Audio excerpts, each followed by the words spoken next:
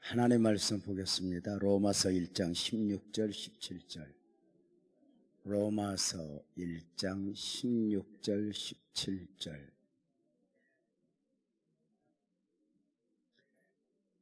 한 목소리로 읽겠습니다. 앞에 화면에 나오네요. 내가 복음을 부끄러워하지 않으니 이 복음은 모든 믿는 자에게 구원을 주시는 하나님의 능력이라. 먼저는 유대인에게요 그리고 헬라인에게로다. 복음에는 하나님의 의가 나타나서 믿음으로 믿음에 이르게 하나니 기록된 바 오직 의인은 믿음으로 말미암아 살리라 함과 같으니라. 한 번 더 읽겠습니다. 한 번 더 다시 시작. 이 복음은 모든 믿는 자에게 구원을 주시는 하나님의 능력. 먼저는 유대인에게요 그리고 헬라인에게로다. 복음에는 하나님의 의가 나타나서 믿음으로 믿음에 이르게 하나니 또 오직 의인은 믿음으로 말미암아 살리라 함과 같으니라. 아멘. 어제 믿음이 주는 축복을 이야기했어요. 하나님은 우리에게 믿음을 원하신다. 믿음을 원하시는 이유는 구원을 비롯하여 하나님이 우리에게 주고자 하는 많은 것들이 있는데 그 많은 것들을 믿음이라는 그릇에 담아주신다고 말씀을 드렸어요. 하나님은 아버지가 되시기에 내가 원하는 것 이상 더 주시기를 원하시는 그 하나님. 하나님은 우리에게 더 많은 것을 주시기 위하여 믿음을 요구하시는데 아브라함에게 여호와 일의 하나님으로 만난 바 되기로 섭리하신 가운데 말도 안 되는 요구. 아브라함아 네 사랑하는 아들 이삭을 번제로 바치라. 말도 안 되는 요구를 하셨다 했으니 아브라함에게 이삭을 요구하시면 하나님께서 이삭을 고기 먹고 싶어서가 아니라 바로 이삭의 드려짐의 과정을 통해서 믿음을 점검하시고 그에게 하나님이 하나님으로 만난 바 되어주시려고 하셨다. 이렇게 말씀을 드렸어요. 아브라함은 여호와 일의 하나님을 경험했고 사무엘은 에베네셀의 하나님을 경험했고 그렇게 하나님을 경험했다면 이제 우리에게 있어서 이 밤에 어떻게 하나님의 은혜를 입을 것인가? 다시 한번 강조하지만 성경은 믿음이 주는 축복을 수없이 강조합니다. 아멘 해보세요. 할 수 있거든 무슨 말이냐? 믿는 자에게는 능치 못할 일이 없느니라. 내 믿음대로 될지어다. 겨자씨만한 믿음만 있어도 산을 옮기느니라. 우리는 이런 말씀들 앞에서 약간의 거리감이 있어요. 내가 하나님을 믿어 의심하진 않아. 그런데 그 위대한 하나님의 역사가 내게는 아닌 것 같은 느낌이 듭니다. 어떠세요? 모세가 애굽에서 430년간 종살이하는 이스라엘 백성들에게 보냄을 받은 가운데 그들에게 선포해요. 너희는 하나님의 장자라. 너희는 하나님의 아들이라. 이 선포 앞에 430년간 애굽에서 종살이하던 이스라엘 백성들이 깜짝 놀라요. 우리가 하나님의 백성이었어? 우리가 하나님의 아들이었어? 왜 저들이 놀랐을까요? 저들은 아브라함이 하나님, 이삭이 하나님, 야곱이 하나님, 조상이 하나님은 맞아. 그런데 내 하나님은 아니야. 왜? 그 하나님이 내 하나님이었다면 우리를 430년간 벽돌이나 구워야 하는 처절한 노예 생활로 버려줄 것이라고 생각하지 않았기 때문이에요.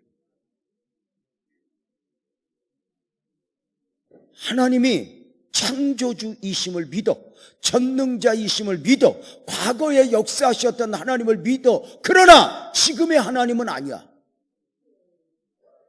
왜? 그 하나님이 지금의 하나님이었다면 지금 자기들의 상황, 이 처절한 노예 생활로 버려두지 않았을 것이라고 생각을 합니다. 여러분은 어떠세요? 수없이 설교를 들으면서 성경 속에 하나님이 인정해, 창조주 하나님이 인정해, 아브라함이 하나님이 인정해, 모세의 하나님이 인정해, 다 인정해. 목사님이 설교하는 거 부인하지 않아. 아멘으로 내가 받아. 문제는 무엇인가 느낌상 내 하나님, 내 안에서 역사하시는 하나님은 아닌 것 같은 느낌입니다. 믿음으로 산다고 말을 하지만 가끔은 갈등 구조에 빠지기도 해요. 하나님을 부인하는 것은 아닌데 나 스스로에게 자신이 없는 만큼이나 이러다 천국은 갈 수 있을까? 내가 이대로 그냥 믿으면 되는 것일까? 늘 그렇게 딜레마에 빠질 때가 있어요. 그래서 지금은 아니지만 초창기 성풍에 집회할 때만 해도 강사들이 제일 먼저 오면 구원을 점검해. 오늘 죽어도 천국 갈 수 있는 사람 손 들어봐. 그래. 맞아, 틀려? 예? 맞지? 옛날 그 부흥 강사님들은 목이 맛이 반절이 갔어, 거의. 그래서 허스키로 오늘 죽어도 천국 갈 수 있으면 손 들어봐. 그러면 들을까 말까, 들어!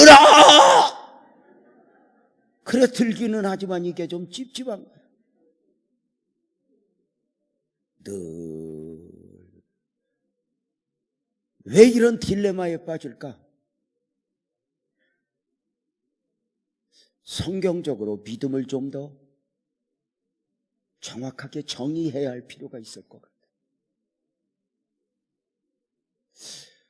성경 속으로 들어가서 믿음을 구분해 보면 두 가지로 구분할 수 있어요. 따라서 해봐요. 구원의 믿음. 또 한 번 따라서 해봐요. 은사적 믿음. 자, 먼저 이거부터 정리합시다. 믿음의 은사와, 믿음이 은사라는 거 알죠? 믿음인 믿음인데 믿음이 은사다. 이게 굉장히 중요한 거예요. 자, 그러면 우리는 믿음을 두 가지로 구분을 했어요. 다시 한번 따라서 봐요. 구원의 믿음. 구원의 믿음은 천국 가는 믿음이에요. 구원의 믿음은 어디 가는 믿음? 천국 가는 믿음. 따라서 봐요. 은사적 믿음. 구원의 믿음이 천국 가는 믿음이라면 은사적 믿음은 구원받은 백성으로 이 땅을 살아가는 동안 응답받고 축복받고 능력받고 삶 속에서 기적과 간증을 만들어내는 믿음이 은사적 믿음이에요. 정리가 돼요? 다시 한번 정리를 해볼게요. 믿음을 크게 두 가지로 구분을 하는데 오늘 이 밤에 여러분 제가 전하는 것 이상 여러분에게 눈이 활짝 열리는 축복이 있었으면 좋겠다 싶어요. 믿음을 두 가지로 구분을 했어요. 첫째, 구원의 믿음. 구원의 믿음은 어디 가는 믿음? 그렇지. 천국 가는 믿음. 이렇게 구분을 했고요.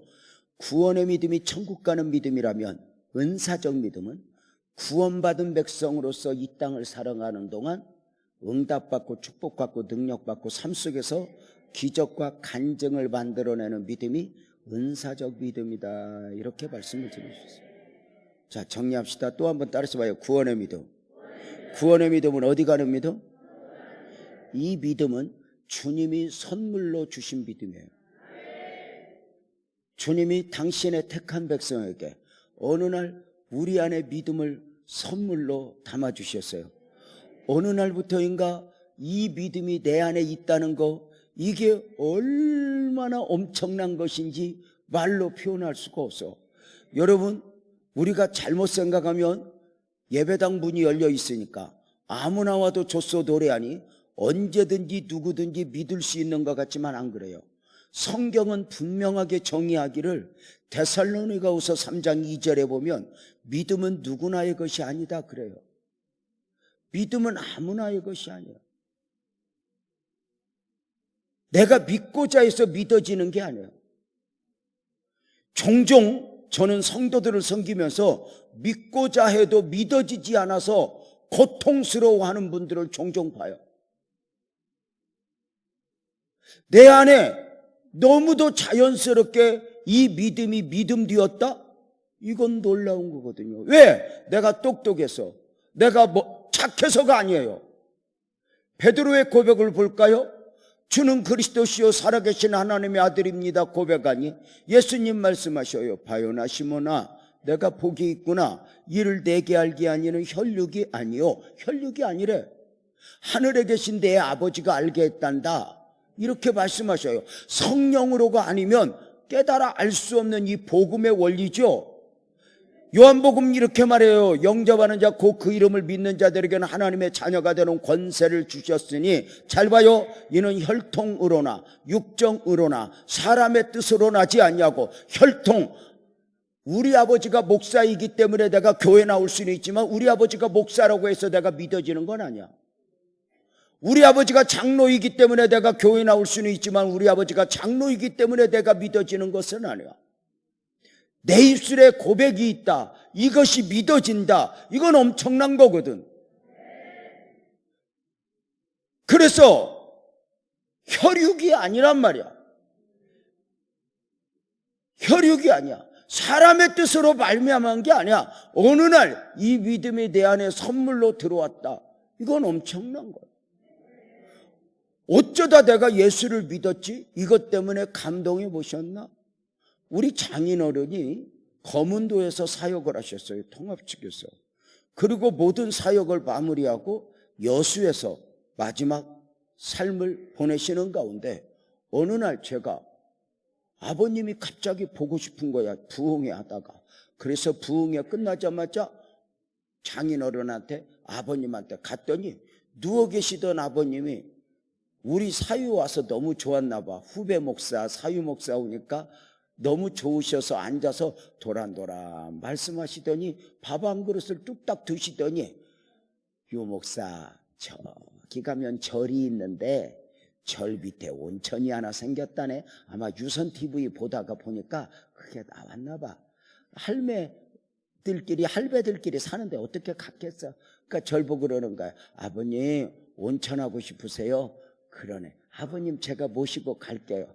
아버님 없고 자동차에 모시고 가서 온천에 갔더니 새로 생긴 지 얼마 안 되고 너무 깨끗해서 좋은 거야.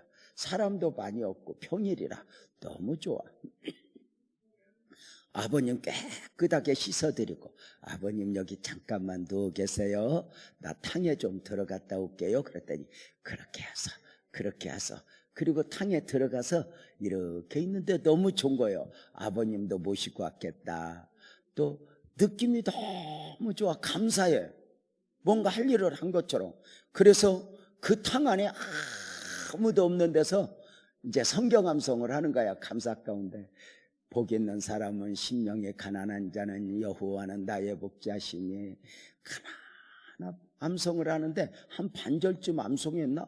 탕 안에 아무도 없었는데 누가 풍덩 들어오는 거야. 뭐 내가 아는 사람이 있겠어. 그 멀리 여수에서 그냥 암송을 끝냈지. 암송하고 다 하고 눈을 떴다 기절할 뻔했어. 세상에 저 위에 절에서 스님 8명이 단합대회 하러 온 거야. 탕 안에 스님 8명하고 목사 1명. 머리 없는 사람 8명하고 머리 있는 나 하나. 얼마든지 웃을 수 있는 그 장면 속에서 스님들을 보면서 갑자기 제가 눈물이 나는 거예요. 주님 감사해요. 나도 저 스님들처럼 길 아닌 길을 길인 줄 알고 헤매일 수 있었는데, 나도 저 스님들처럼 진리 아닌 진리를 진리인 줄 알고 헤매일 수 있었는데, 내가 어쩌다 복음을 알았죠? 내가 어쩌다 주님을 알았죠? 하염없이 울다가 나왔던 적이 있어요. 억지로 안 돼요.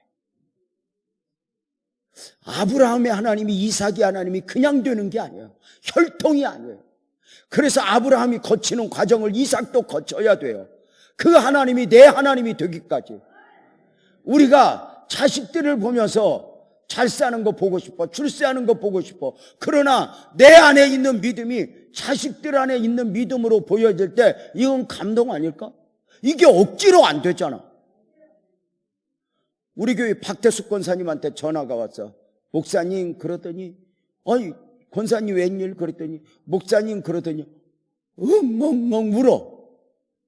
왜 권사님 왜 한국 사람은 울어도 좋아도 울고 억울해도 울고 슬퍼도 울고 막 그래.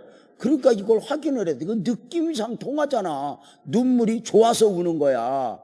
그래서 왜 권사님 무슨 일 있어 그랬더니 목사님 우리 딸한테 전화 받았다. 그래 얘기 좀 해봐. 그 딸이 누구냐면 고등학교 선생님으로 재직하고 있는데 싸가지 중에 싸가지야. 예수에 미쳐 사는 저 엄마를 아주 웃기는 짜장면으로 알아. 무시하기를. 저거 예수밖에 모르는 엄마. 그저 가정의 평화를 위해서 교회에 나와주는 것이지 믿음이 있는 건 아니야. 그래서 아주 싸가지 중에 싸가지야. 저게 학교에서 선생님은 어떻게 하나 싶을지 모를 정도로 까칠하고. 그 딸이 전화가 왔대. 엄마, 나 하나님 만났다. 이제 엄마 하나님이 아니라 내 하나님이 됐다. 엄마, 이제 나 엄마 때문에 교회 가는 거 끝났다. 이제 내가 가고 싶어서 간다. 엄마, 내가 그동안 교회 가기 싫다고 할 때마다 억지로 끌고 다녀줘서 고마워. 왜 그래야 되는 줄 몰랐는데 이제 알았어. 왜 억지로라도 끌려와야 하는지 이제 알았어. 엄마 사랑해. 엄마 고마워 하는데 그 전화에 두 딸 어미가 엉엉 울다가 나한테 그 소식을 전한 거야. 그 놀라운 거 아니야? 우리 딸이 학생 때 수련회를 갔어. 담당 목사님하고 함께 수련회를 주일날 오후에 보내고 주일 밤, 월요일 밤, 화요일 밤 하고 수요일 날 오는 3박 4일 프로그램이에요. 딸도 갔겠다, 아이들도 갔겠다 기도하지. 주일날 열심히 기도하고 보냈어. 그리고 하루 지나 월요일 밤에 집에서 잠을 자는데 새벽 2시에 따르릉 전화벨이 울려. 얼마나 놀래? 새벽 예배 늦어서 누가 전화했나? 후닥닥 일어나 시계를 보니 2시야. 전화를 받았더니 딸이야. 딸, 웬일? 시간이 몇 시인데? 아빠 미안해. 나 시간 몇 시인 줄 몰랐어. 여러분, 목사 집에는 웬만하면 너무 늦게 전화하면 안 되잖아. 왜냐하면 목사님은 그 다음날 새벽 예배도 가야 되고. 그러니까 될 수 있으면 너무 늦은 시간에 목사님 전화하지 말라 이런 거 배웠죠? 근데 요즘에 여자들은 너 안 그래요? 또 시도 때도 없이 눌러놓고 잘못 눌렀디야.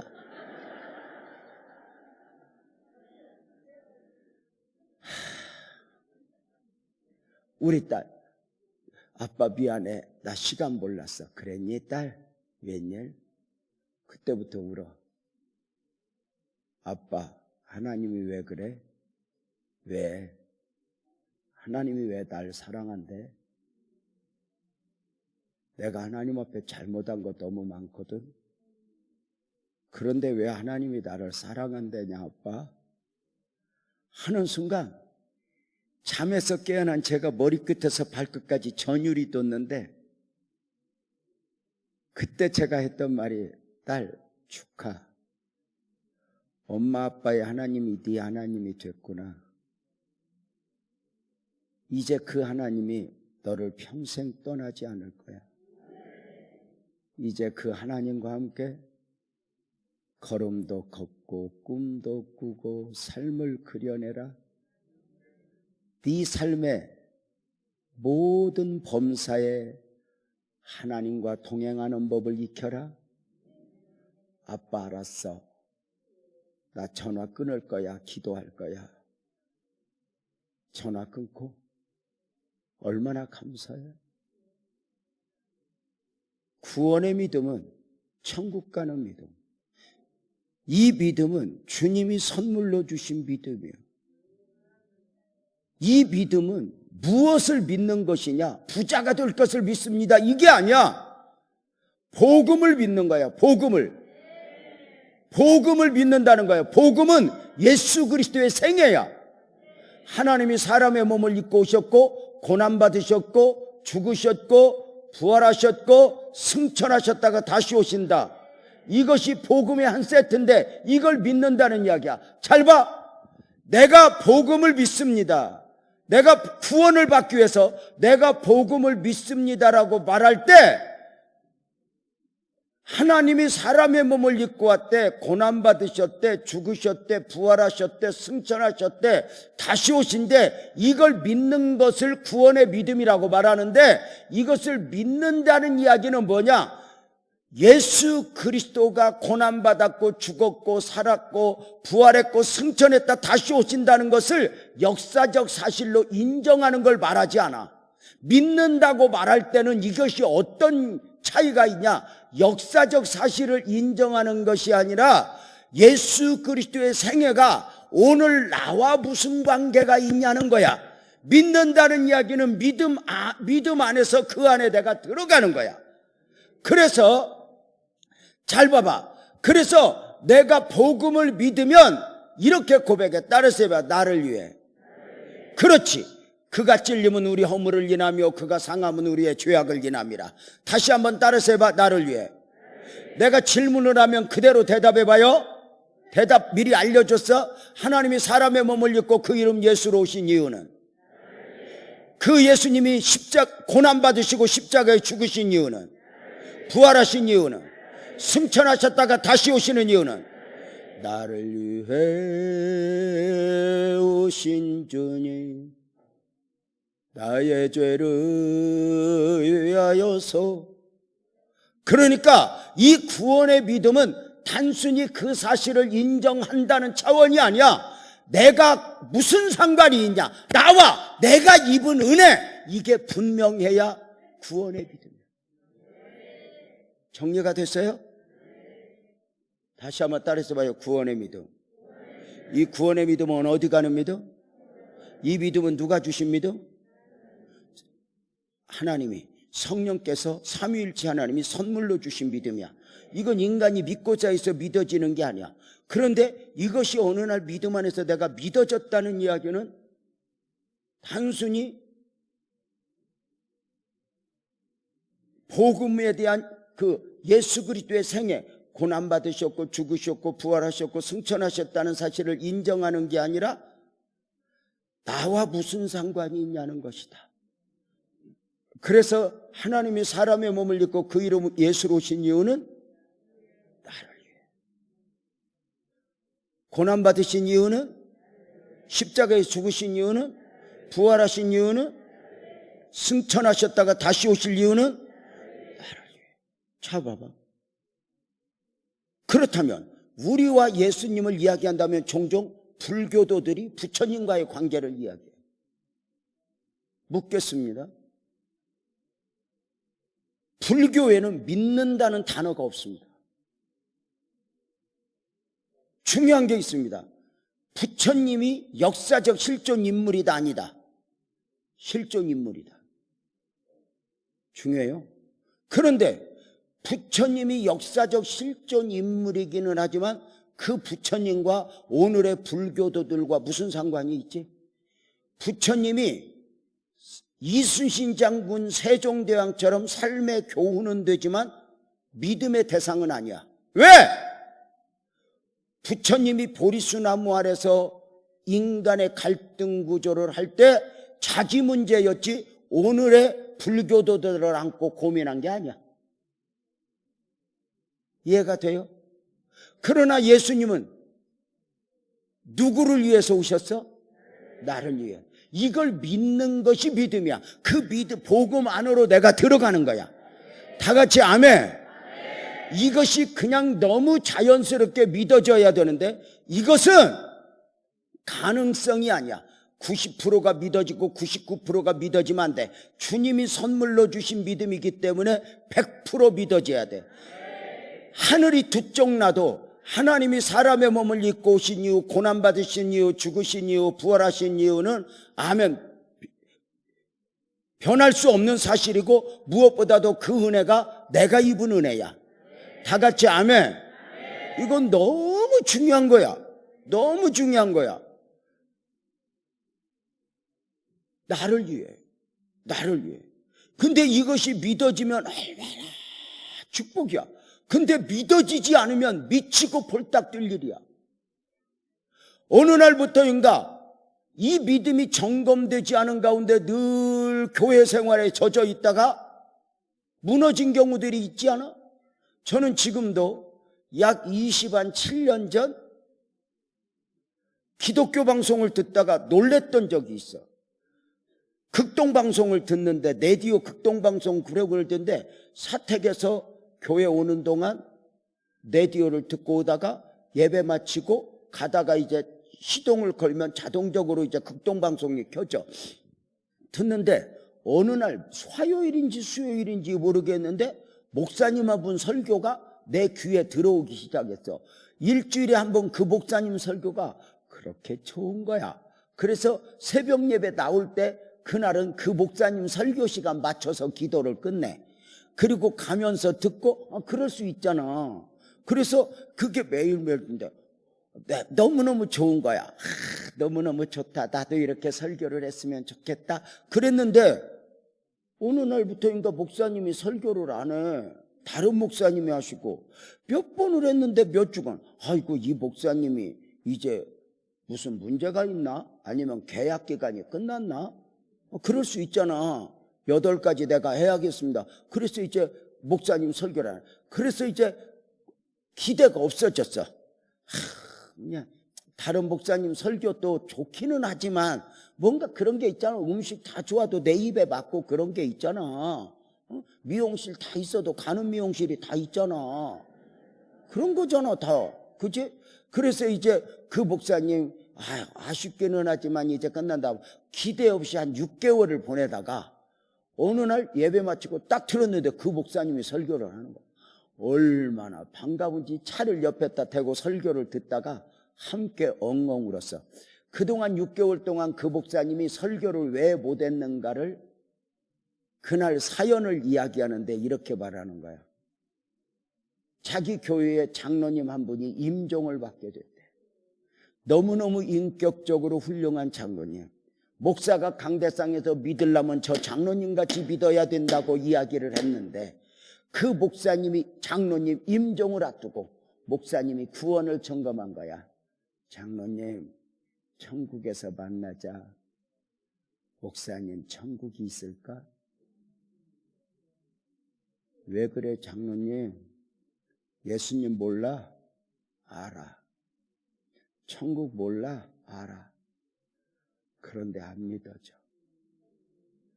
장로님 믿는다고 해봐. 믿는다고 해봐. 그런데 끝까지 믿음을 고백을 못하고 그냥 숨을 꽂은 거예요. 여러분, 저도 임종 많이 받았지만 마지막에 거짓말로라도 믿는다고 해보라고 해도 그 마지막 0.1%의 의심이 마귀가 흔들면서 그 고백을 못하게 만들어. 그 목사님이 그대로 고백을 못하고 눈을 감은 장로님을 보면서 멘붕에 빠진 거예요. 내가 뭐 한 거야? 내가 무슨 짓을 한 거야? 충격을 받아서 강대상에 설교를 못 서고 6개월을 안식년을 얻어서 쉰 거예요. 그러면서 6개월 만에 설교를 다시 시작하면서 다시는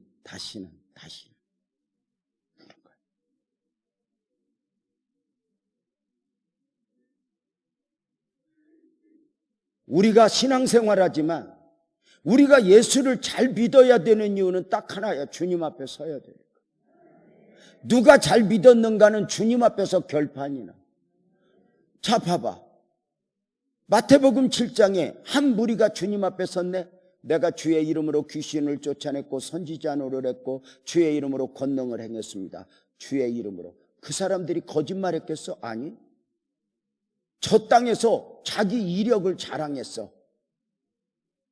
사람들에게 내가 광산교회 장로요, 목포교회 장로요, 내가 목포교회 성가대원이요, 내가 목포교회 빛나교회 목사요 하면 사람들은 박수를 쳐줬어. 와, 그러세요? 그 대단한 교회 장로님이세요? 성가대원이세요? 목사님이세요? 사람들은 그렇게 늘 인정을 해줬어. 그래서 그렇게 인정받을 줄 알고 주님 앞에서도 자기 신앙의 이력을 드러놓는 거야. 내가 빛나교회 목사예요. 내가 광산교회 장로예요. 그런데 주님은 단호해요. 불법을 행하는 자들아 내게서 떠나가라. 깜짝 놀랐어. 믿음이 믿음 아닐 수 있잖아. 믿음이 믿음 아닐 수 있잖아. 나는 믿음인 줄 알았는데 그 믿음이 믿음 아닐 수 있다는.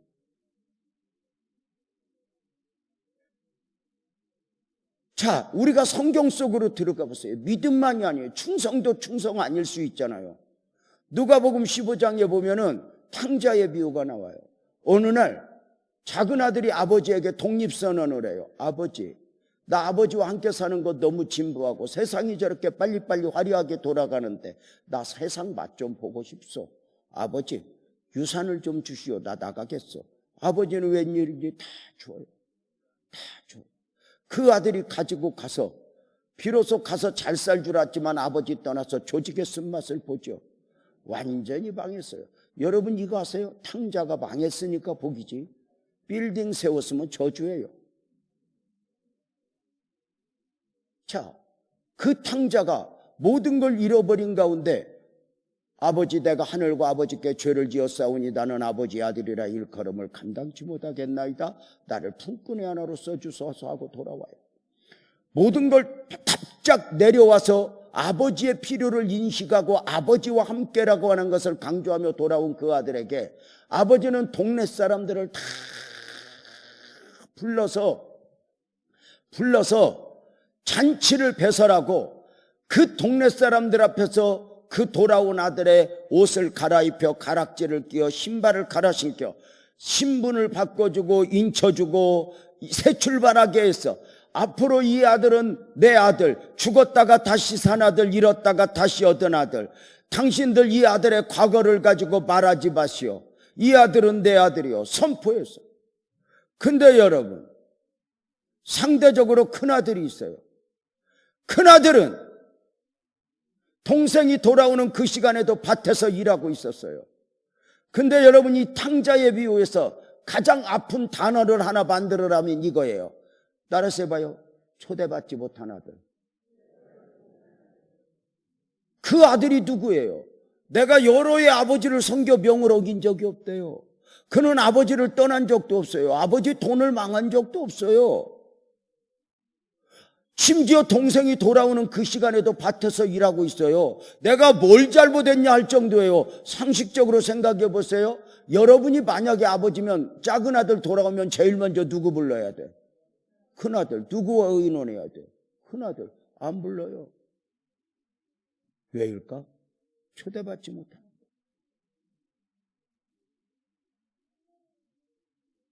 아들이 생각하는 충성과 아버지는 느낌이 달랐어요. 큰아들은 분노하죠. 아버지의 살림을 창기와 함께 망해버린 이놈을 받아주냐고. 많은 사람들이 신앙생활을 이렇게 해요. 아버지가 받아주겠다는데 지가 못 받아주겠대. 그건 충성이 아니죠. 많은 성도들이, 많은 장로님들이 실수 중에 하나가 뭐냐면 교회에서 충성을 하되 자기 생각 안에서, 자기 감정 안에서, 자기 논리 안에서 충성해요. 신앙과 인격은 내 마음대로 안 될 때, 내 마음대로 내 마음에 들지 않는 결정 앞에서 표현되는 게 인격이고 신앙이에요. 내 마음대로 결정이 되지 않는다. 여기서 표현되는 게 믿음이고 신앙이고 인격이지. 교회 안에서 내 마음에 들지 않는 결정을 내렸다고 장로님 한 분이 시위를 하고 힘자랑을 하고 교회를 엎어버리면, 뭐 여기는 그런 분들 없겠지만 어가뭐 있어. 이건 아니지. 제가 얘기했잖아요. 내 마음대로 돼야 된다고 하는 것이 죄의 근성이라고. 뭐가 내 맘대로 돼? 제일 내 맘대로 하는 건, 안 되는 건 자식이요, 남편이요? 나요.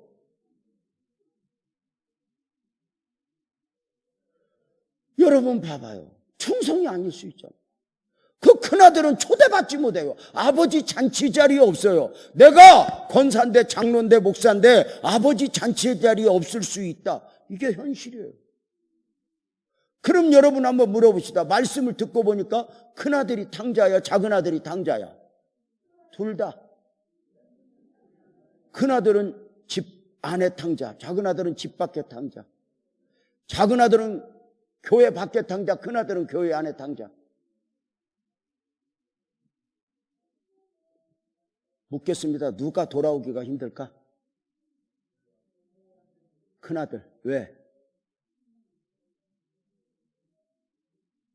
자기를 착각하고 있어. 떠난 줄 모르니까. 얼마나 우리가 살펴야 돼. 자, 구원의 믿음을 설명하는 과정이야. 구원의 믿음은 천국 가는 믿음. 이 믿음은 주님이 선물로 주십니다. 이 믿음은 100% 믿어져야 돼. 0.1%만 의심을 해도 언젠가 결정적 순간에 마귀에게 당해서 믿음을 믿음되지 못하게 하는 수가 있어요. 그래서 나는 이 복음을 믿는 믿음을, 구원 얻는 믿음을 믿는다고 말할 때는 예수 그리스도의 복음을 믿는 건데, 이 복음을 믿는다는 이야기는 단순히 그 하나님이 사람의 몸을 입고 고난을 받고 죽었고 부활했고 승천했다는 사실을 인정하는 것이 아니라 나와 무슨 관계가 있냐. 그래서 내가 믿음 안에서 내가 믿는다고 고백하는 건 나와 무슨 관계가 있냐. 그래서 다시 한번 해볼게. 크게 대답해봐요. 하나님이 사람의 몸을 입고 그 이름 예수로 오신 이유는, 고난받으신 이유는, 십자가에서 죽으신 이유는, 부활하신 이유는, 승천하셨다가 다시 오시는 이유는 나를. 그리고 이제 그 디테일하게 하나씩 배워가는 거예요. 왜 하나님이 사람의 몸을 입고 오실 때 성령으로 잉태돼야 돼요? 전설의 고향이 아니에요. 단순한 기적이 아니에요. 죄 없이 오셔야 했기 때문에. 여러분 오늘 가서 인터넷에서 부처님 탄생 서로 한번 두드려봐, 쳐봐. 그러면 부처님이 엄마 옆구리에서 나왔대. 난 그것을 뭐 비하하고 싶은 생각은 없어. 그러나 종교라고 하는 것은 옆구리에서 나왔으면 나와야 될 이유가 있어야 돼. 그것이 아니면 전설 따라 삼천리지. 기독교 복음은 그게 아니야. 그 마디마디마다 분명한 이유가 있어. 죽으셔야 했던 이유, 부활하셔야 했던 이유를 복음 안에서 다 배워야 돼, 우리가. 그래서 주님이 죽으신 이유가 뭐야? 부활하신 이유가 뭐야? 단순한 기적? 아니, 하나님은 자신을 기적으로 증명할 만큼 가난한 분이 아니야. 하나님은 우리에게 인정받으려고 애쓰지도 않아. 그분이 죽으셨으면 죽으셔야 될 이유가 있는 거지, 기적을 보기 위해서 죽은 게 아니야. 아담 이후 인간에게 있어 가장 큰 문제는 죄와 사망의 문제야. 그래서 복음 안에서 이렇게 정리해. 예수님이 십자가의 죽으심으로 크게 아멘해봐. 죄의 문제가 해결되고 부활하심으로 사망의 문제가 해결되었다. 이게 원리야. 그래서 왜 하나님이 사람의 몸을 입고 오실 때 이름을 예수라는 이름과 임마누엘로 가져왔는가? 이것도 이제 다 배워야 되는데 그냥 믿으면 돼. 그냥 딱 하나, 나를 위해. 아멘? 이 나를 위해, 이 복음을 깨달을 때 이게 감동 아니야? 그래서 100% 믿어줘야 돼. 그래서 제가 아까 극동방송 그 설교 목사님을 얘기했는데, 제가 4년 전 대구의 큰 교회 가서 집회를 하는데 저를 운전해 주는 장로님이 새벽 예배 마치고 나오다가 저를 운전해 주면서 막 차가 흔들릴 정도로 울어. 무슨 일이 있었나? 그 느낌이 있잖아. 말없이 이렇게 가는데 하고 그러더니 이렇게 말해. 목사님, 우리 아버지가 그랬어요. 우리 아버지가 장로인데요, 제가 임종을 보는데요, 우리 아버지가 천국이 안 믿어진대요. 아버지 왜 그래? 아버지 왜 그래? 믿는다고 해야 하잖아. 안 믿어진다 하더라. 그리고 갔는데 그 이야기를 자기 혼자 임종을 받는데 엄마 권사님에게도 자기 동생들에게도 누구 말 못하고 지금까지 가슴에 맺혀 있는데 오늘 목사님 통해서 말씀을 듣고 내가 이렇게 땅을 쳐요. 그렇게 엉엉 우는 거야. 내 맘대로 안 돼. 내 안에서 복음이 믿어진다. 이건 엄청난 거거든. 이것은 성령으로가 아니면 안 돼. 은혜가 아니면 안 돼. 혈육이 아니야. 이 구원의 믿음. 여러분, 그 하나님이 사람의 몸을 입고 그 이름 예수로 오신 이유는 끊임없이. 그래서 교회는 끊임없이 점검받아야 돼. 당신은 구원받았습니까? 듣기 싫도록 구원을 확인해야 돼. 그래서 늘 믿음으로 이것을 화답해야 돼. 아멘, 아멘 화답해야 돼. 그래서 그 아멘이 최고 화답할 때가 임종할 때. 주님 앞에서. 귀한. 자, 그래서 우리는 이런 걸 다 단계적으로 배워야 돼. 여러분 한번 물어보자. 이 땅을 살아가는 모든 사람들에게 주님이 가장 주시고 싶은 선물은 구원. 구원받은 사람들에게 가장 주시고 싶은 선물은 성령. 딱 구분이 돼. 왜? 거듭난 영혼, 영적으로 살아났기에 영적으로 살아난 사람들에게 제일 큰 축복은 성령이야. 요게 아주 디테일하고 어쩌면 내일 낮에 잠깐 건드릴 시간이 있을지도 모르겠어요. 내일 낮에. 오늘 낮에 너무 좋았죠. 오늘 낮에 아마 너무 좋았을 거라고 이렇게 이야기를. 여기는 좋든지 말든지 표정도 그냥 여러분이 다 이 동네 사는 이유가 있어. 행여 서울 쪽 쳐다보지도 말고 그 표정으로 그냥 여기서 그냥 살아. 그냥 그 코베어가는 서울로 오지 말고.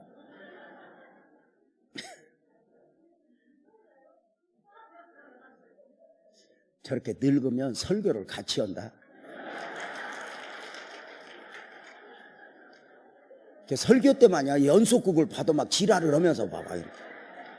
전현이 아직도 살았네 막 그러고. 다 이해를 해야 돼. 늙을수록 입에서 생각 없이 새어나오는 말을 절제해야 사랑받아. 며느리 앞에서도 이렇게 궁금한 것도 참고 생각 없이 이렇게 내뱉으면 주변을 힘들게 하는 거야. 주변을 힘들게.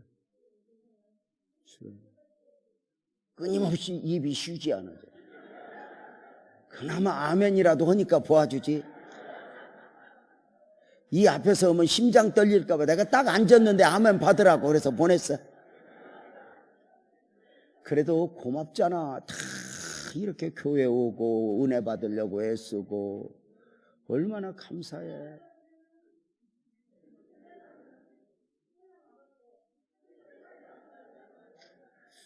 잘했어요. 잘했어요. 해남 목사님 손 한번 들어.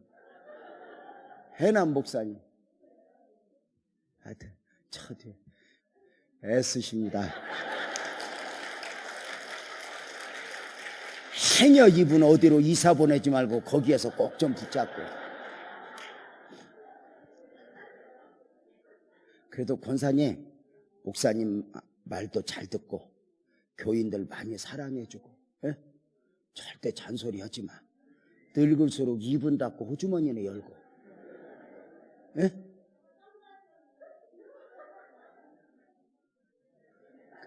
하여튼 저 입을 어떻게 절제시킬까. 자, 그래서 이제 다 봐봐요. 구원의 믿음은 정리가 됐어요. 자, 따라서 봐. 은사적 믿음. 구원의 믿음이 천국 가는 믿음이라면 은사적 믿음은 구원받은 백성으로서 이 땅에 사는 동안 응답받고 축복받고 능력받고 삶 속에서 기적과 간증을 만들어내는 믿음. 믿음의 역사, 믿음의 증거가 나타나게 하는 게 바로 은사적 믿음이에요. 잘 봐요. 자, 구원의 믿음은 천국 가는 믿음이고 주님이 선물로 주신 삼위일체 하나님이 선물로 주신 믿음이라면 은사적 믿음은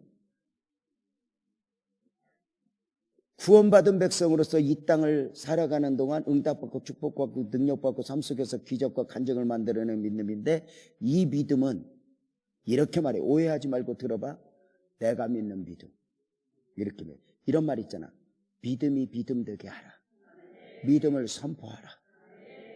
이 믿음을 선포하는 거야. 이게 아주 굉장히 중요한 거야. 은사적 믿음은, 구원의 믿음은 순도 100%여야 돼. 0.1%도 의심이 있으면 안 돼. 그러나 은사적 믿음은 크냐 작냐야. 따라 내 믿음이 크도다. 성경에서 따라 내 믿음이 크도다. 이게 구원의 믿음이야, 은사적 믿음이야. 은사적. 이스라엘 중에 이만한 믿음을 만나지 못했다. 주님을 감동시킨 믿음은 구원의 믿음, 은사적 믿음. 은사적 믿음이야. 자, 그런데 이 믿음은 크냐 작냐야. 따라 내 믿음이 크도다. 그래서 이 믿음은 끊임없이 우리 믿음이 좀 커야 돼. 그래서 여러분 이러면, 여러분 믿음이 좀 컸으면 좋겠어? 아니면 머물렀으면 좋겠어? 믿음이 좀 이렇게 점점 자랐으면 좋겠지? 묻겠습니다. 믿음이 자랐으면 좋겠다라고 말할 때 이 자라는 믿음은 구원의 믿음, 은사적 믿음. 은사적 믿음. 자, 그러면 은사적 믿음, 이 구원의 믿음은 어떻게, 은사적 믿음은 좀 큰 믿음이었으면 좋겠다라고 말하는데, 이 믿음은 어떻게 하면 자랄까? 성경은 이렇게 말해. 따르셔봐요. 믿음은 더 크게, 믿음은 들음에서 난다. 믿음은 어디에서 나? 그러니까 여러분, 믿음은 들음에서 나기 때문에 이렇게 며칠 동안 말씀을 잘 들으면 믿음이 자라 안 자라?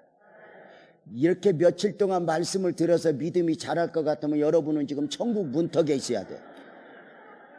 지금 이런 말씀을 지금 한두 번 들었냐? 여러분 목사님한테 그냥 수를 헤아릴 수 없을 정도로 설교 듣고 강사한테 듣고도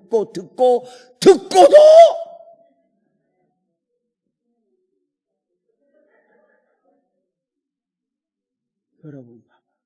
근데 이 믿음은 들음에서 난다고 말할 때 이 들음에 대한 정리를 잘해야 돼. 믿음은 들음에서 난다라고 말할 때 이 들음은, 잘 봐, 귀로 듣는 개념이 아니라 순종이야. 자, 봐봐. 딸한테 이렇게 말해. 딸, 너 왜 엄마 말 안 들어? 이 말은 귀로 안 들어서 순종 안 했어. 잘 봐봐. 귀 있는 자는 성령이 하시는 말씀을 들을지어다. 귀 있는 자는 들을지어다. 귀로 들으래, 순종하래. 순종. 잘 봐봐. 그러니까 우리가 믿음이 좀 자랐으면 좋겠어, 은사적으로 믿음이 좀 풍성했으면 좋겠어라고 말할 때, 믿음은 들음에서 난다고 할 때 이 들음은 순종이다. 그러니까 믿음은 앉아서 자라는 게 아니야. 강대상에서 설교 잘한다고 믿음이 좋은 게 아니야.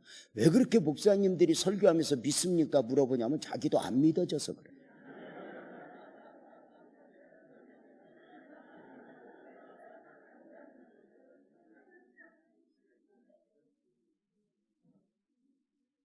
잘 봐요.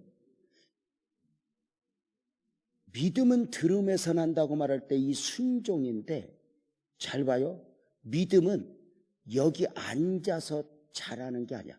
이것은 하나님에 대해서 하는 거고, 하나님을 내 삶으로 내 몸으로 경험하여 하는 것은 삶의 현장에서, 말씀을 들었던 말을 삶의 현장에서 용서할 수 없는 사람을 용서하고 사랑할 수 없는 사람을 사랑하고, 또 하나님의 요구 앞에 엽전 둔입을 하나님 앞에 드리고, 내가 요나처럼 가기 싫지만 하나님의 말씀 앞에 보내심 가운데 내가 그 순종을 통해서 믿음이 자라는 거야.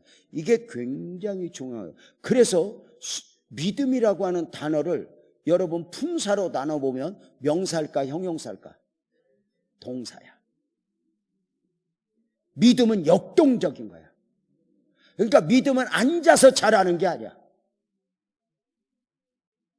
믿음은 내 삶의 현장에 순종의 과정을 통해서 믿음이 자라. 그래서 내 마음에 안 들수록, 내가 버거울수록 우리는 순종하는 과정을 통해서 하나님을 경험하고 하나님을 만나는 거지. 굉장히 중요해. 마귀는 앉아서 믿게 하고 순종하지 않게 해. 늘 마음은 원유로 돼. 육신이 약하도다. 늘 적당히 타협하고 마음으로만 믿게 하고 순종하지 않게 해. 하나님이 감동을 줘. 그럼 마귀는 순종하지 못하게 해.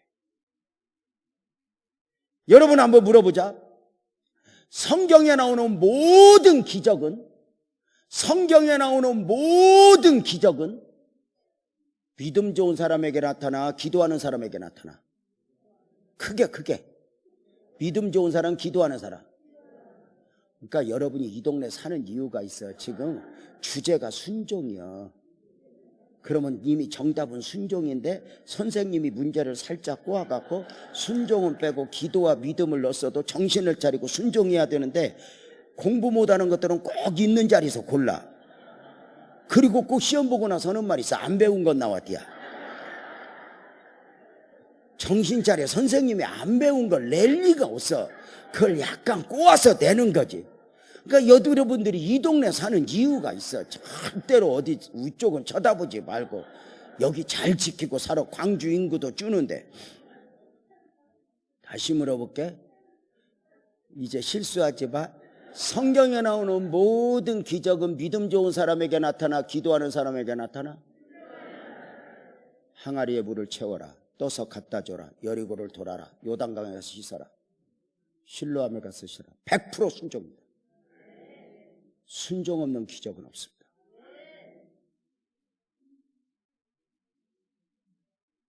마귀는 앉아서 배우게 만듭니다.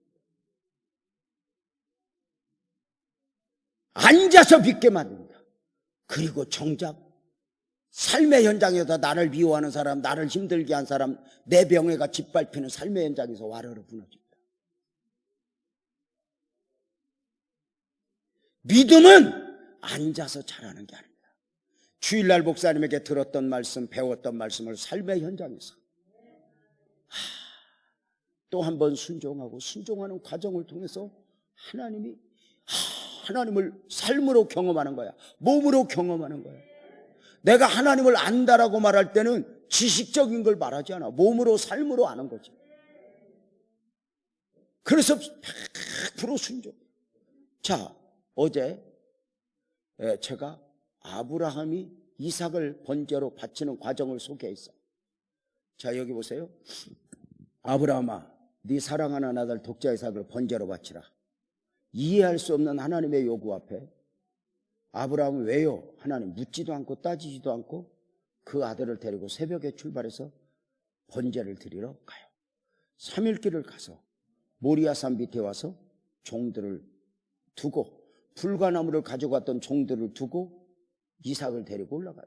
불과나무를 이삭에게 지우고. 잘 봐요. 종들을 왜 두고 갔다고요? 말릴까 봐. 영감님 미쳤습니까? 누구도 이해를 못해. 그치? 올라가는데 이삭이 물어. 아버지, 불과나무는 여기 있는데 번제할 어린 양은 어디 있어요? 가자, 여호와께서 준비했다. 잘 봐. 그렇게 올라가. 제단 쌓고 불 피워놓고 이삭아 이리 와 그러더니 묶어. 설명하고 묶어. 그냥 묶어. 칼로 찔릴 때 설명하고 찔러. 그냥 찔러. 퀴즈. 아브라함이 이삭을 모리아산에서 번제를 들 때 이삭 나이가 몇 살? 배웠어? 아니, 괜찮아. 웃을 일이 아니야. 몇 살? 성인이래. 학자들은 18에서 25으로 봐. 그러니까 나무를 가지고 올라갔지, 메고. 그 나이가 되니까 아버님 불과나무는 여기 있는데 번제할 어린 양은 어디 있습니까? 이런 거 물어봤지. 깐난애 기겠어?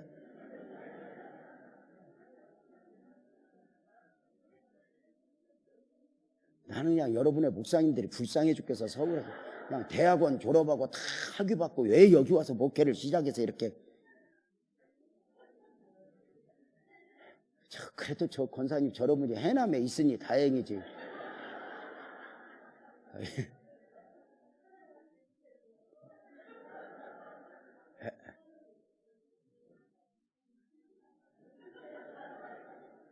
언제 권사님 내가 해남 갖게 맛있는 거 줘?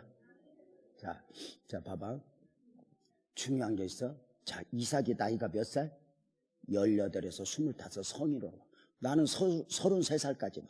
왜? 내 마음이요. 중요한 건 예수님의 모형인데 예수님이 33살에 죽었으니까 중요한 건 18이든 25이든 33살이든 그만큼 나이를 먹었으면 성인이고, 중요한 건 이삭이가 성인이 되었다면 상대적으로 아브라함은 그만큼 늙었어. 그러면 물을게, 아브라함이 묶을 때, 칼로 찔릴 때 아버지 왜 그러세요? 잡을 수 있다 없다? 있다. 그지? 여러분 그런 경험 없어? 아들 키우다가 이 새끼가 이놈 새끼가 하고 때리다가 어느 날 어머니 고정하시옵소서. 김 여사 이러시는 거 아니옵니다. 어머, 이 새끼가 홀딱보딱 뛰다가 힘으로 딸리는데 어떡해. 그때 아버지 역할이 필요한 거야. 그래서 아내들이 조금은 마음이 안 들어도 애들 앞에서 아버지를 귀하게 여겨야 그때 아버지 역할이 필요해. 평소에 아버지를 쥐잡듯하면 그때 대책이 없어. 이건 가정사역에서 배우는 거예요. 가정사역에서. 집안을 보면 아무리 남자가 개차반이어도 아내가 딱 집안을 지키고 딱 남편 무시하지 않고 삶을 살면 남편 사랑은 못 받아도 애는 잘 커. 인격적으로. 엄마 안에서 그게 다 소화돼. 이게 무서운 거예요. 근데 아무리 아빠가 애들 데리고 잘 살라고 해도 여자가 무너지고 개판이면 그 집에 정상적인 애들은 없어. 이것은 통계로 가정사역에서 나오는 이야기니까 너무 심각할 필요 없어. 근데 나한테서 애들이 어떻게 클까? 나도 걱정이긴 해. 그래도 우리는 주님 믿잖아. 이렇게 배우고, 그러니까 기운을 내고, 절대로 애들한테 기죽지 마. 내가 애들한테 해준 것도 없고, 그렇게 기죽는 거 아니야. 부모는 내 자식을 책임지는 사람이 아니야. 하나님만 책임져. 그런 걸 이제 좀 배워야 되는데, 나는 우리 교인들한테 가르쳐. 자식들이 달라들면 너 이 새끼 뱃속에서 안 지운 것만 해도 다행으로 알아.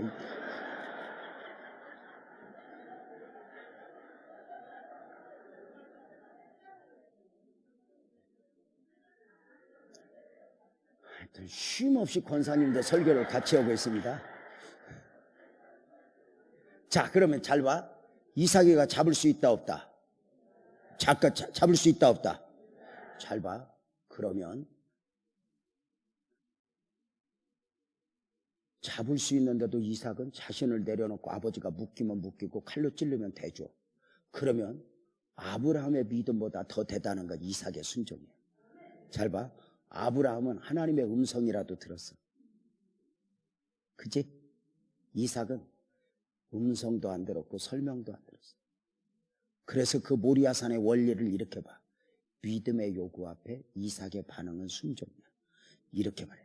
믿음과 순종은 하나다. 이렇게 정의해. 순종이 없는 믿음은 믿음이 아니다.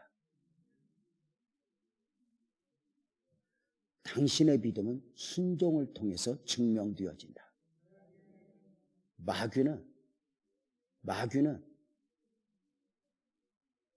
앉아서 믿게 하고 순종을 못하게, 적당히 타협하게 만들어. 그래서 내 삶 속에 기적이 없어. 늘 생각으로. 제가 대전에 가서 오래전에 이 아브라함과 이삭 설교를 했어. 저녁 집회를 하는데 첫날 이 아브라함 이삭 설교에 은혜를 많이 받았나 봐. 그 담임 목사님 아들이 고3 외동 아들이야. 아들 하나밖에 없어. 저녁 집회 마치고 내가 갔는데 성도들이 막 그때만 해도 불같이 기도할 때 아니야?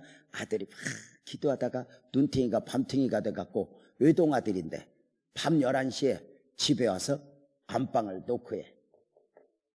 엄마 아빠는 내일 새벽 예배 나가야 되니까 이제 자고 있는데 아들이 노크해.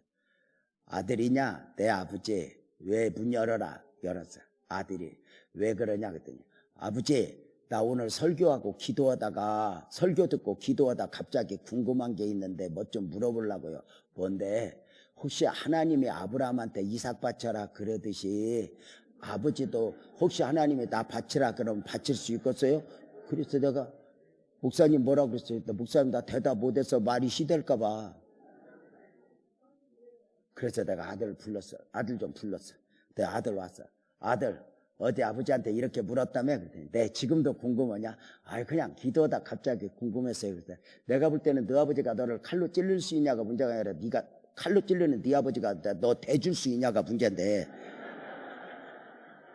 어떻게 너 아버지가 너 칼로 찔르면 너 대줄려고 했더니 가만히 있더니 나 예배 드리러 가야 돼요. 그러고 봐.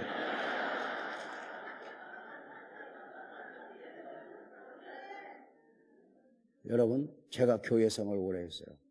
복받는 성도는 똑똑한 사람이 아니에요. 순종하는 사람. 성경의 모든 기적은 반드시 순종을 통해서. 순종 없는 기적은 없어요. 말도 안 되는 하나님의 요구 앞에 여리고를 돌아라. 요단강에서 여러분 한번 물어봅시다. 요단강에서 나아만이 7번 씻으니까 어린아이 살 것 같은 퀴즈. 요단강에서 나아만 장군이 목욕할 때만 할렐루야 아멘하고 씻었어. 지랄하면서 씻었어. 지랄하면서 씻었어. 근데 입은 지랄해도 몸뚱아리로 순종하니까 기적이라고. 성경에 봐봐. 포도원에 가서 일해라. 안 간다 그러고 간 놈이 순종이라고 그러지 간다 그러고 안 간 놈보다. 이스라엘 백성들 여리고성 돌 때 막 할렐루야 아멘하고 돌아 지랄하고 돌아. 무조건 지랄이야. 지랄 안 했어. 왜? 지랄할까 봐 하나님이 샷다마우스 말하지 말랬어. 이스라엘 백성들이 여리고성 돌 때 몇 바퀴 돌면 무너져? 덮어놓고 7바퀴래. 13바퀴. 하루에 한 바퀴 마지막 날 7바퀴. 하여튼 여기 꼭 살아 올라오지 말고.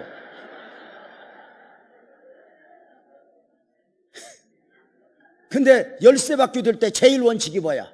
말하지 말아라. 만약에 말하라고 그랬으면 돌다가 뭐라고 그랬겠어?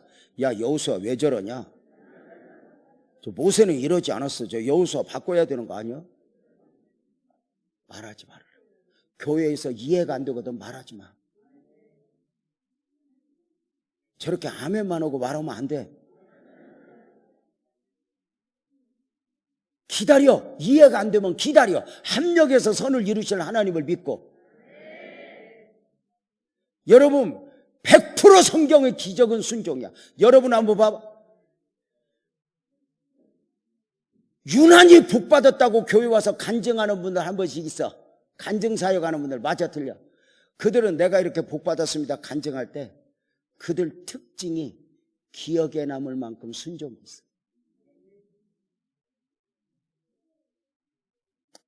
가끔 성도들이 물어. 목사님 나는 이렇게 교회를 오래 다니는데 내가 하나님 믿는데 왜 하나님은 나한테 복을 안 줘요? 내가 그때마다 기억에 남을 만큼의 순종은 있어 보셨습니까? 허리가 휠 정도의 순종은 있어 보셨습니까? 이해할 수 없는 하나님의 요구 앞에.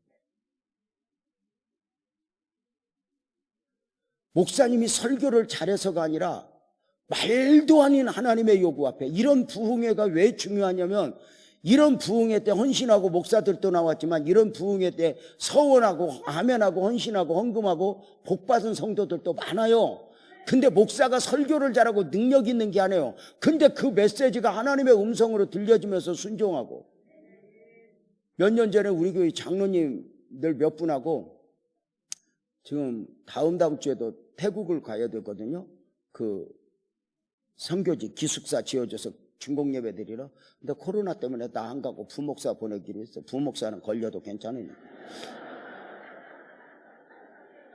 아니 나는 왜냐면 갔다가 금요일 날 오는데 토요일 날 주례가 2쌍인데 나머지 행사 망칠까 봐 이제 그런 여러 가지가 있죠. 근데 보냈는데 한 4년 전에 필리핀을 마닐라에 시각장애우들 맹인들 교회를 우리 교회가 건축해줘가지고 중공예배를 드리러 오늘 새벽에 출발해서 오후에 중공예배 드리고 그날 밤 자고 그 다음날 오는 1박 2일 프로그램으로 가서 이렇게 막 시각장애우들 눈물로 막 예배 드리는 거 보니까 감동이고 참 교회 잘 지어줬다 너무너무 감사하고 보람도 있고 선교 이제 숙소의 센터에 가서 잠이 안 오는 거예요. 너무 감사해서. 그래서 도란도란. 야, 그런데 우리 교회 장로님 한 분이 목사님 오래간만에 목사님하고 이렇게 함께 밤을 지새우니까 좋네.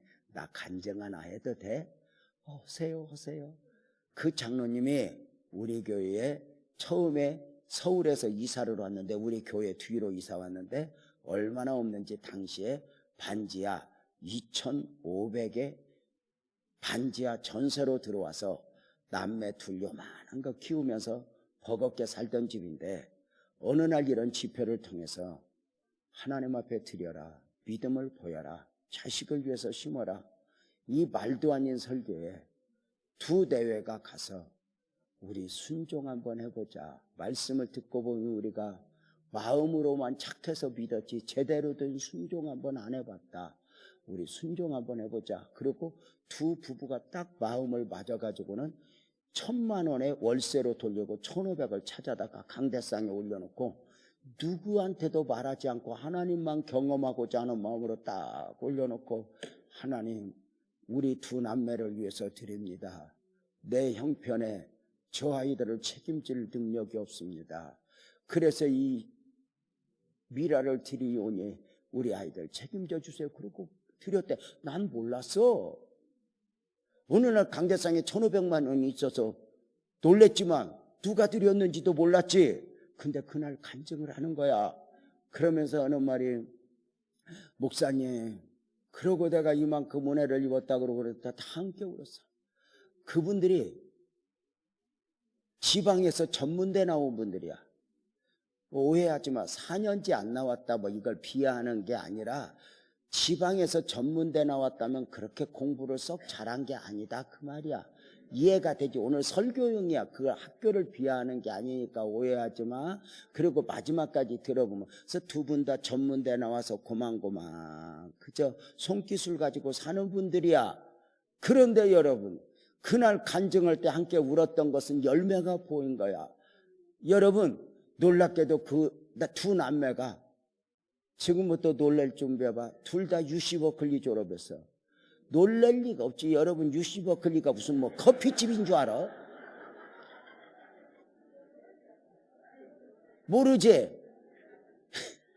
설명해도 몰라. 아침에는 UC 버클리 미국 메이저 대학 졸업해서, 한 놈은 구글 지금 다니고, 한 놈은 지금 아버지 밑에서 사업하는데, 그때부터 하나님의 축복의 문이 열려서 세상에 우리 교회에서 우리 그 많은 교인들 중에 11조를 내가 볼 때 5등 안에 들어. 이래서 이랬다 이걸 말하는 게 아니야. 하나님은 종종 내게 말도 아닌 순종을 요구할 때가 있어. 목사에게도 마찬가지야. 9시 5분 제가 목사님한테 설교 끝내기로 한 시간이 지났는데, 목사님 저 간증 조금만 해도 돼요? 해도 된다고 허락이 떨어졌어요. 할배한테 허락을 받아야지. 내가 보니까 여기서 할배 말 안 들었다는 죽는 수가 있거더라고.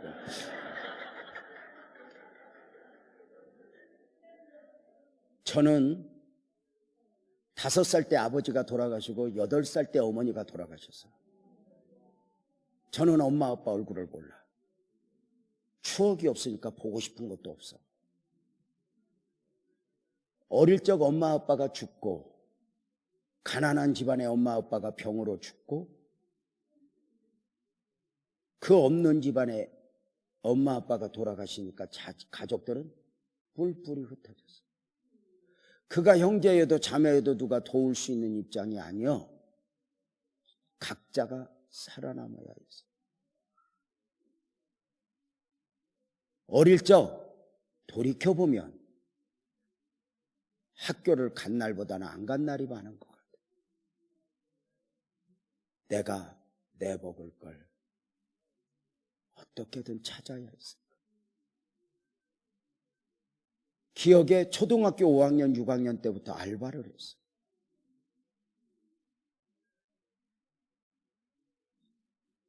신문도 돌리고, 그리고 중학교를 들어갔어. 중학교 2달 기록에는 다녔는데 역시 간 날보다 안 간 날이 많으니 학교 선생님이 자퇴를 시켰어. 그래서 제 최종 학력은 중학교 1학년 2달이야. 14살 소년이 공장에 들어갔어. 워낙 배고팠던 나 공장에 들어가서 2년을 넘게 공장 생활을 하면서 돈을 모았어. 그리고 분명한 것은 내 기억에는 없지만 우리 엄마가 교회를 다녔던 바, 나를 데리고 다닌 기억에 그 처절함 삶 속에서도 늘 교회를 갔어. 왜냐? 교회 가야 먹을 걸 먹어. 교회 가야 누군가가 나를 안아줘. 내가 영양실조로 쓰러질 때도 교회에서 쓰러졌어.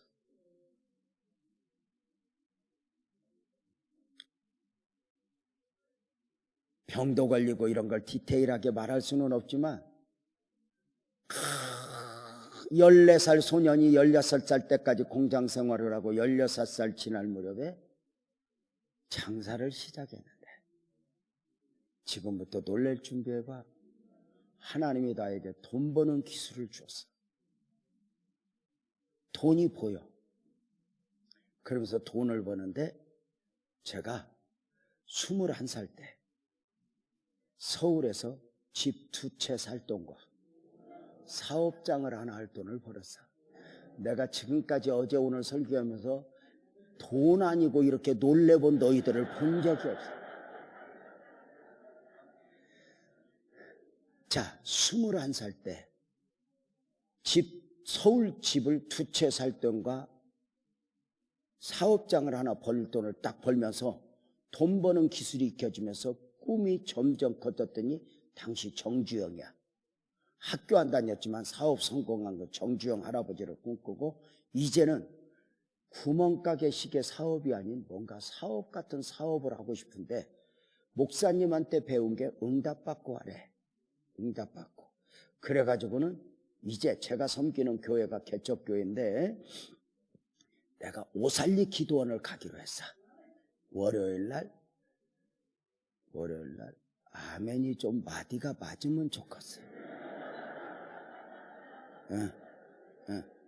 그러니까 다른 사람을 위해서 조금 절제를 해야 돼, 권사님. 왜냐하면 옆에 심장 떨리는 사람은 아멘에 놀래면 그 다음부터 말씀이 안 들어와. 그러니까 권사님 같은 분은 옛날에 어떤 목사님은 권사님 같은 분은 옆방에 따로 놓아뒀어요. 진짜 방에. 아니 진짜 그런 기록이 있어. 하도 아멘을 했으니까 옆에 강사가 오니까 권사님을 옆에 목사님 서재방에 넣어놓고 목사님 설교 못 들리게 하고 지도책을 주었어. 지도책을. 왜냐하면 성경책 읽으면 또 아멘 하면서 읽을까 봐. 지도책을 줬는데 또 아멘이 나오는 거예요. 목사님이 속이 터져갖고 권사님 지도책 보고 무슨 아멘이 오또 목사님 여기 봐 바다 깊이가 10,000m가 넘는디야. 근데 하나님이 내 죄를 바다 밑에다 던졌잖아. 어떻게 이기겠어? 자, 뭐하다 이 꼴 됐지?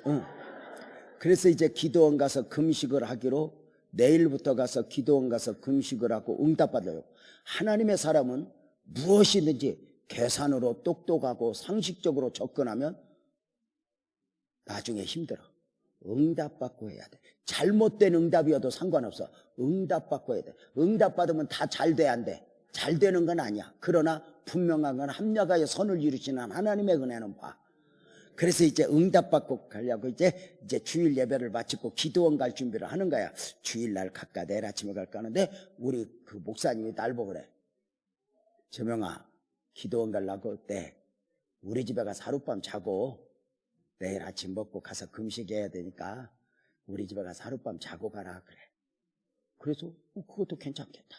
왜냐하면 목사님하고 뭐 특별한 대화도 안 해봤고 목사님 자고 가려니까 난 자고 갈 때 나는 뭐 방이 몇 칸이 있어서 내 방이 따로 있을 줄 알았어.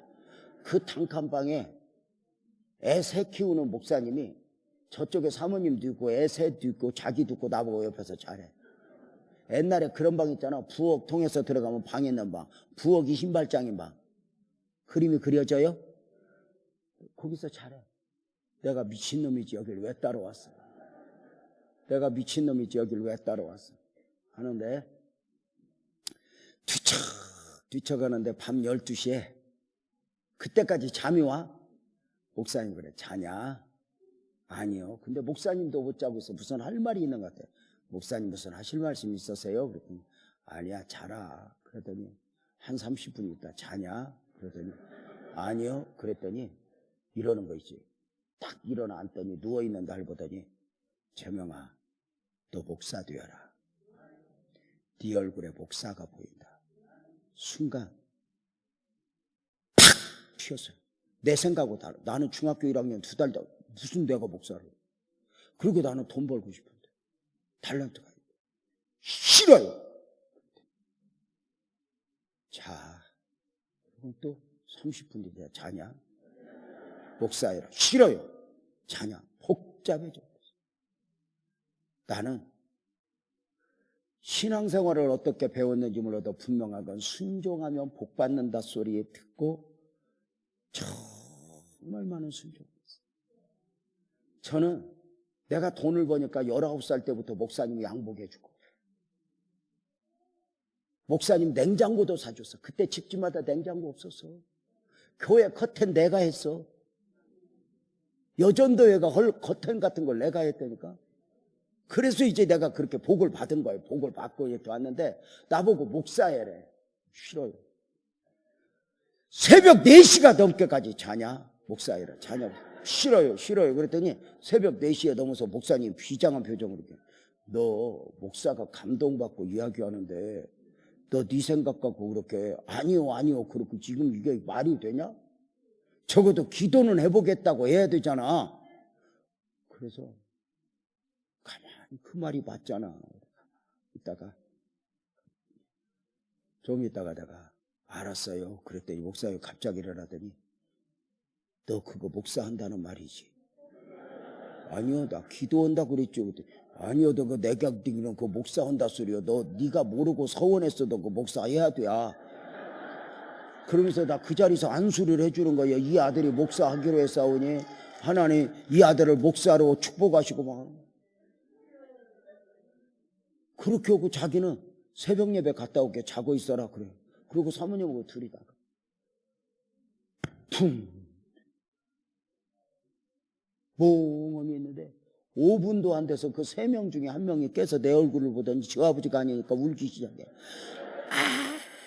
우는데 새 놈이 도레미로 깨서 울기 시작하는데 내가 새벽 예배 안 간 걸 그날만큼 후회해. 문제는 목사가 하기로 했는데 내가 순종을 해야 돼. 근데 어떻게? 저는 배웠어요. 제가 목사 말은 잘못을 해도 내가 순종해야 된다. 그래야 복 받는다고 내가 배워서 복잡해서 나보고 목사를 해. 나는요 지금까지 목회하면서 단 한 번도 개인적으로 재명아 목사해라 그러고 소명 받아본 적 없어. 자냐? 아니요. 그러다 받았어요.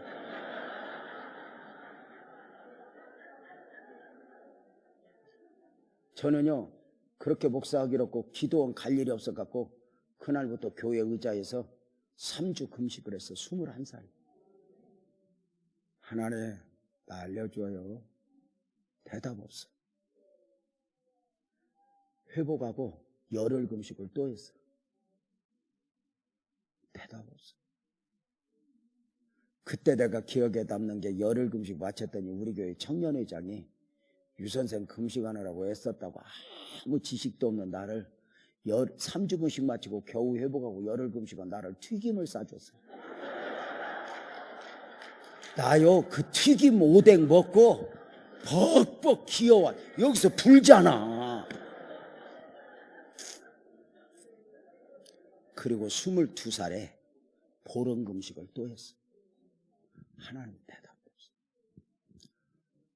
보름 금식 마치고 회복하는 과정 중에 목사님이 또 불러.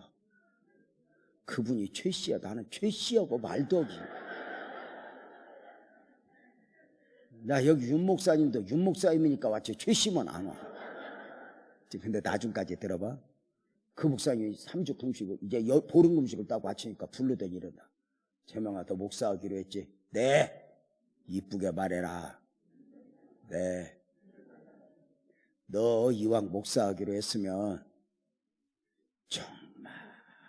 정말 하나님의 앞에 귀하게 사용되는 목사가 훌륭한 목사하고 싶냐? 있어도 되고 없어도 되는 목사하고 싶냐? 뭐라 그래야 돼?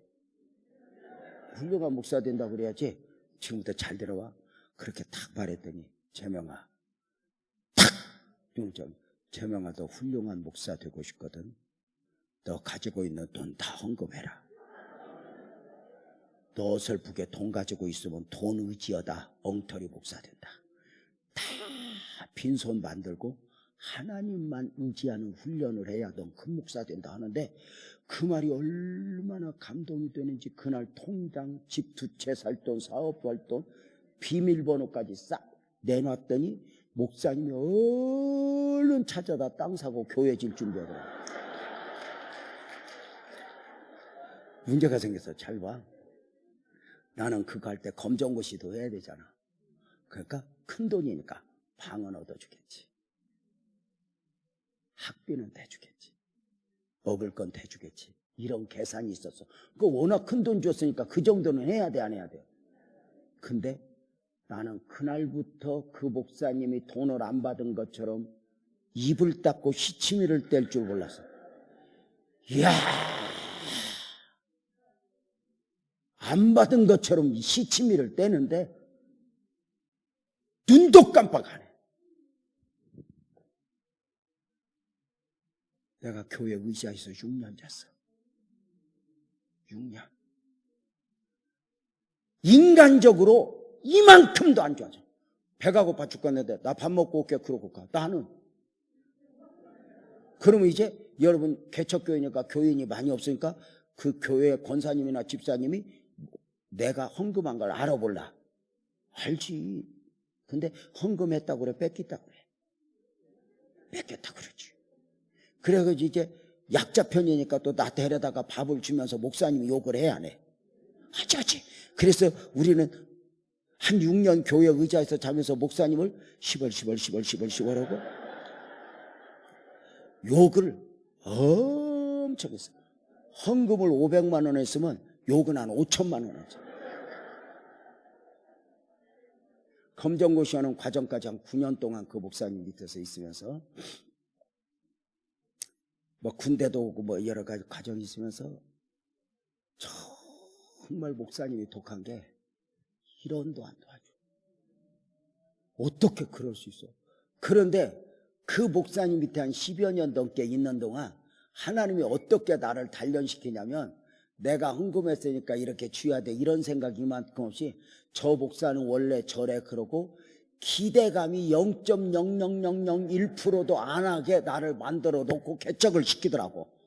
그래서 34년 전에 교회를 개척할 때 십자가도 없이 간판도 없이 맨주먹 가지고 개척하는데 목사님이 어쩌면 나를 안 도와줘, 이런 서운한 마음이 0.01%도 없이 나를 도와주는 것만 하고 감사하고 가서 개척을 했어. 그러니까 여러분 한번 물어보자.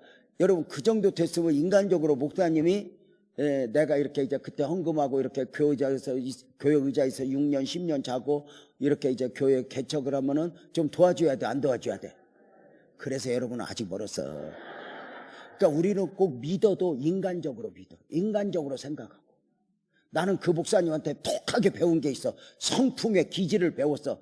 내가 교회 의자에서 6년 잘 때 몸이 막 아파갖고 힘들으니까 몸이 거칠하니까 우리 교회 집사님이 지나가다 전수사님 그러다 쓰러져, 헬스클럽 가서 운동 좀 해. 그래서 내가 목사님한테 목사님 나 헬스클럽 가서 운동 좀 할래요. 이 말은 돈 좀 달라 소리지. 돈이 없으니까. 목사님 헬스클럽 가서 운동할게요. 그랬더니 한마디로 끝내. 목사 될 놈이 운동할 시간이 따로 있냐? 두 손 번쩍 들고 몸 흔들고 기도하면 그게 운동이지 이놈아. 이게 최씨야. 내가 교회 의자에서 6년 자다가 디스크가 걸려갖고 반 죽었어. 사역도 안 줄였죠. 뻑뻑 기어서 죽으면 죽으리라 한 놈이 뭘 디스크 하나 갖고 그러냐고. 어느 날 보니까 자기 동생 병원 보내더라고. 자기 부동생. 그래서 목사님 나도 좀 보내줘요 그랬더니, 너는 목사 될 놈이요, 목사 될 놈이 아프다고 덮어놓고 병원부터 가면 하나님은 언제 만날래? 난 그 속에서 살았어. 그 속에서 견디고.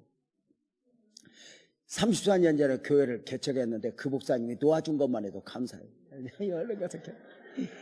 그래가지고 도와달라고 하는 건 이만큼도 생각 없이 가서 교회 개척을 하고 열심히 해갖고 교회 첫 번째 성전 건축을 했어. 기적이야. 성경, 아니 박수 치지 마. 그리고 설교다 박수 치지 마. 강의도 아니고 대통령 연설도 아닌데. 자, 박수 쳐갖고 헷갈려 버렸잖아. 새 성전 건축을 딱 하고 입당 예배 드리는 날 노예 목사님들이 순서하는 중에 그 도둑놈 최 목사님을 오시라고 그랬어. 격려사를 맡긴 거야. 왜냐면 다른 생각 없어. 나 목사 소명 받아준 거잖아. 너무 감사하잖아.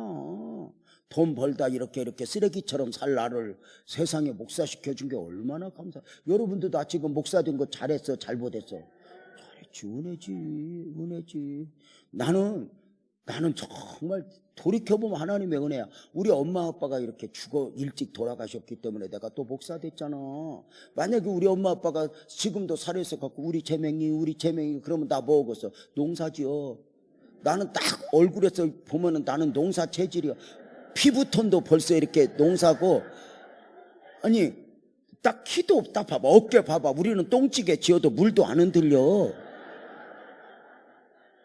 그러니까 우리 엄마가 살았으면 나 지금 농사지어. 그래서 우리 엄마 아빠 일찍 죽으니까 내가 목사 됐지. 그러니까 여러분도 애들 때문에 너무 오래 살아야 된다고 생각하지 말고, 애들 옆에 내가 없으면 큰일 나 그러지만 일찍 죽는 게 도움이 될 수도 있어. 그러니까 자식 위해서 제일 잘하는 건 자식 뭐 해주려고 하지 말고 너희들 잘 살아. 부모가 잘 살아. 자식 위해서 희생하지 마. 나중에 자식이 희생하면은 엄마 누가 희생을 하고 그랬어? 아닐 것 같아. 해남 스타일. 자, 그래가지고는 그날 이제 입당 예배 드릴 때 잘 들어봐. 지금부터 입당 예배 드릴 때 노예 목사님들 순서 다 끝나고 그 목사님 격려사.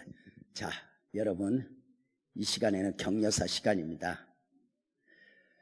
저를 목사 소명받아 주신 목사님이 오늘 격려사 해주실 것입니다. 목사님 모시겠습니다. 그랬더니 목사님이 이렇게 목사님 모시겠습니다. 그랬더니 걸어서 나오셔. 박수해 주십시오. 박수 나와서 눈물이 그렁그렁 해가지고 그러면서 격려사 제목. 그래, 무슨 격려사가 제목이 있어. 그냥 하면 그때까지 웃었어. 격려사 제목 유재명 목사가 복받은 이유, 유재명 목사가 훌륭한 목사가 된 이유 하고 격려사를 하는데 그 오래전에 헌금한 이야기를 하는 거예요. 그때 유재명 목사가 심었습니다. 그리고 교회 의자에서 6년 10년 잔 이야기를 하는 거야. 유재명 목사 배고파서 많이 울었습니다. 알더라고. 난 모르는 줄 알았어, 그 도둑놈이. 근데 그 이야기를 다 하면서 뭐라고 그냥 울면서 유재명 목사가 헌금하고 하나님 안 보고 나 볼까 봐 일부러 매몰차게 외면했습니다. 유재명 목사 앞에서 내가 인간적이지 않아야 했습니다. 유재명 목사 배고파서 울었고 많이 아팠습니다. 그럴수록 유재명 목사는 하나님을 구했고 나는 그를 외면했습니다. 헌금했다고 인간적으로 내가 그를 돕지 않아야 될 큰 몸부림도 쉽지 않았습니다. 그의 어른 마음을 누가 알아? 어른 마음을. 그 말씀을 쭉 가시면서 유재명 목사가 하나님만 의지하도록 훈련시켜야 될 의무가 내게 있었고, 그래서 하나님만 보고 개척할 때도 외면을 했는데 유재명 목사가 이렇게 교회를 건축할 때 이 바디마다 하나님이 보이는 것 같아 너무 감사해서 내가 왔습니다 하고 울면서 이야기를 하는데, 울면서 그 자리에서 나를 부르더니 1억을 줘. 유재명 목사 애써서 끌어안고 엉엉 울었어. 교인들 울고 예배 마치고 손님들 보는데 우리 장로님, 권사님, 집사님들이 와서 목사님 우리가 잘해서 이렇게 성전 진 줄 알았더니 목사님이 일찍 심었구나. 그렇게 헌금 많이 하고 왜 그렇게 한 번도 간증을 안 했어? 헌금한 간증을. 그래서 제가 헌금을 할 때 헌금만 했어야 되는데 10을 하도 많이 해갖고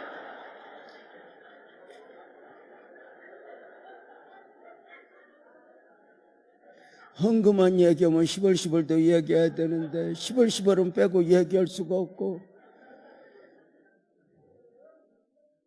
하나님은 미래적 섭리 가운데 우리에게 순종을, 말도 아닌 환경을 조성하고 말도 아닌 형편 속에서 과부 엽전 둔이 뺏어가.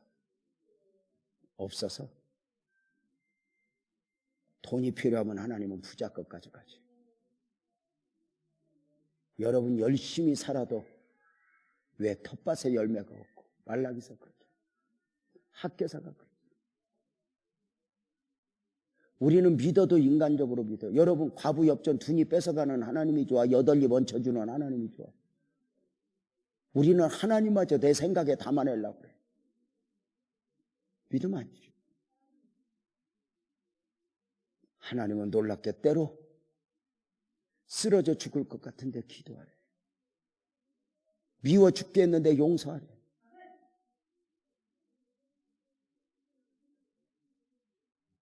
때로는 이해할 수 없는 상황 속에서 우리에게 감동을 주시고 순종을 요구합니다. 꼭 기억해. 우리가 믿음으로 사는 건 믿음으로만 믿음으로 사는 게 아니야. 내 안에 믿음 아닌 것이 있어. 근데 억지로라도 믿음으로 사는 거. 나를 설득해서. 우리가 믿음으로 사는 건 믿음으로만 믿음으로 사는 게 아니야. 내 안에 믿음 아닌 염려와 근심이 있어. 근데 그 염려와 근심을 이겨내고 믿음을 결단하는 거. 그러니까 여러분 목사님 가슴속을 열어보면 믿음이 있어 없어? 크게 있어 없어요? 뭐요? 다시 믿음 있어 없어? 염려도 있어 없어? 그건 없다고 그래야지. 그러면 아니야 나도 있어 그러려고 그랬어. 근데 여러분은 참 하여튼 이 동네 사는 이유가 있어요. 근데 목사님 가슴을 쓸어보면 염려도 있고 믿음도 있는데 퀴즈. 믿음이 커 염려가 커? 아니야. 염려는 합리적이고 계산적인 것이기 때문에 농구공만큼 내 안에 꽉 차 있어. 믿음은 잘 찾아봐야 돼. 골프공만 해.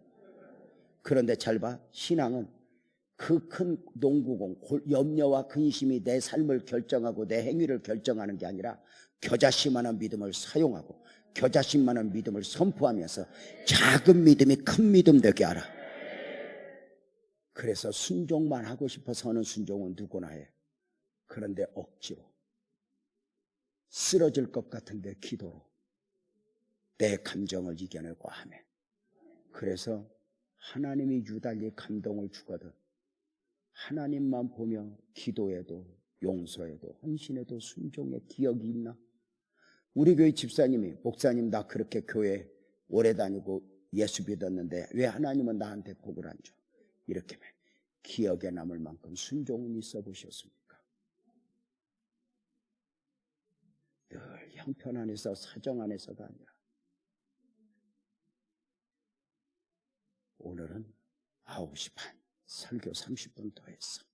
그래도 할까 말까 했던 간증까지 조금 해서 진짜 간증들은 저는 많아요.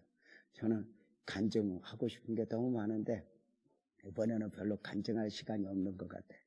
그런데 내 이야기보다는 말씀이 좋으니까 오늘 말씀 은혜 많이 받았죠? 믿음으로 꼭 승리하세요.